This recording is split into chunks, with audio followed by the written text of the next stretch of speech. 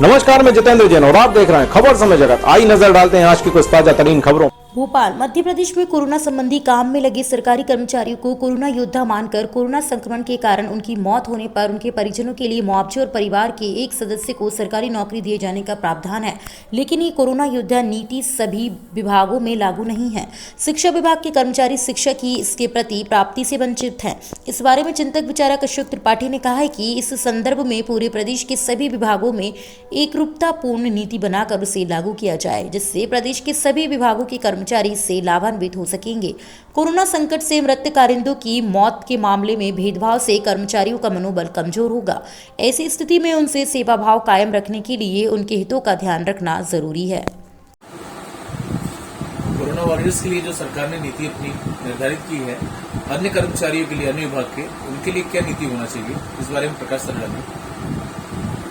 देखो, corona warriors के लिए तो होना चाहिए सुनिश्चित, इसलिए होना चाहिए कि तभी वो, जब उनको लगेगा कि उनको यदि कहीं कुछ हो गया अनहोनी, तो परिवार की आर्थिक सुरक्षा है तो वो उत्साह से काम करें, चाहे स्वास्थ्यकर्मी हो, डॉक्टर्स हो या अन्य उससे जुड़े अत्यावश्यक सेवा वाले लोग।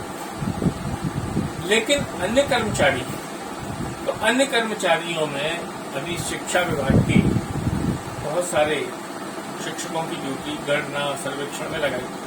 इसमें उज्जैन में हमने देखा कि 67 या 65 शिक्षकों की मृत्यु हो गई। पूरे प्रदेश में 750 से ऊपर की मृत्यु हो गई। इस तरह हर विभाग के सैकड़ों से अधिक कर्मचारी कोरोना के काल में समाप्त। मुझे लगता है कि कोरोना संकट में मृत कारिंदों की मौत की कीमत अलग अलग थी। योद्धा का विषय तो एक अलग हो। बिजली विभाग ने घोषणा की अपने कर्मचारियों को एडवांस देने की, तो अन्य कुछ विभागों ने अपने अपने स्तर पर प्रक्रिया चल रही है। अभी कृषि मंत्री जी ने घोषणा की शायद 25-25 लाख मंडी के कर्मचारियों की। मुझे प्रसन्नता है, इतने संवेदनशील सहज है।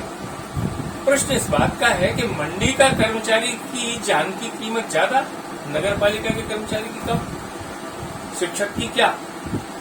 तो यह सारी घोषणाएं व्यक्तिगत प्रतिष्ठा बढ़ाने के लिए है या सस्ती लोकप्रियता के लिए? कारिंदे या कर्मचारियों में भेद मत करिए, क्योंकि सबकी परिवार, सबकी जान की एक कीमत है।